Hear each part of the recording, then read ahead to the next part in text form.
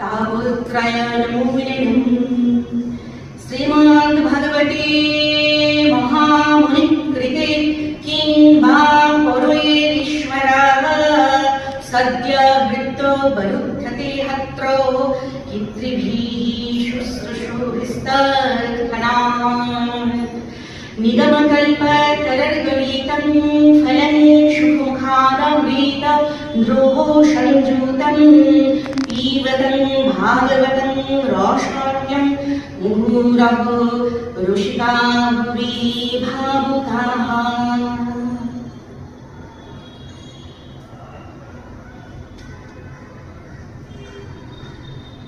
হরিদ্বারের কাছে আনন্দঘাট নামক স্থান।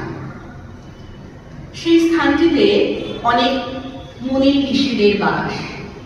দেবতা এবং কিন্নরগণ সেখানে, সিদ্ধ মহাপুরুষগণ তারা সেখানে আসেন। স্থানটি অতীব রমণীয় এবং নির্জন। স্থানটিতে বৃক্ষ লতা পাতায়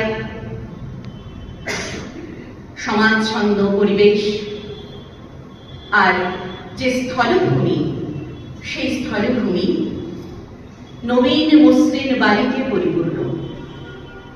এমন একটি দিব্য স্থানে সেখানে পরস্পর বিরোধী যে সকল পশুরা রয়েছে, যেমন সিংহ, হাতি, বাঘ, হরিণ ইত্যাদি, যারা তারাও পরস্পরের মধ্যে বৈরী ভাব ভুলে একত্রে বাস করে।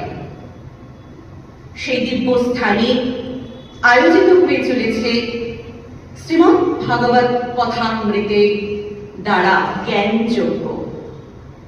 শ্রীমদ্ ভাগবত কথা পরিবেশিত হবে জেনে বিশ্ব ব্রহ্মাণ্ডের যত বিষ্ণু ভক্তগণ রয়েছেন তারা এসে সেখানে উপস্থিত হয়েছেন সমস্ত মুনিগণ, সন্ন্যাসীগণ, যেমন পরশুরাম, অত্রি, অঙ্গিরা, বশিষ্ঠ, ঋষিচব, মেধাতিথি, পরাশর, দেবল প্রভৃতি ঋষিরা তাদের পত্নী, পুত্র এবং শিষ্যদের নিয়ে উপস্থিত হয়েছেন।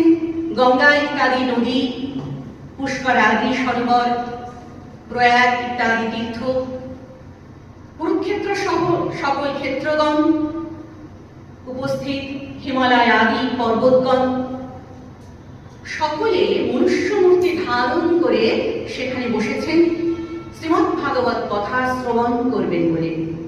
উপস্থিত হয়েছেন দেবতারা, গান্ধর্বরা, কিন্নর কিন্নরীগণ।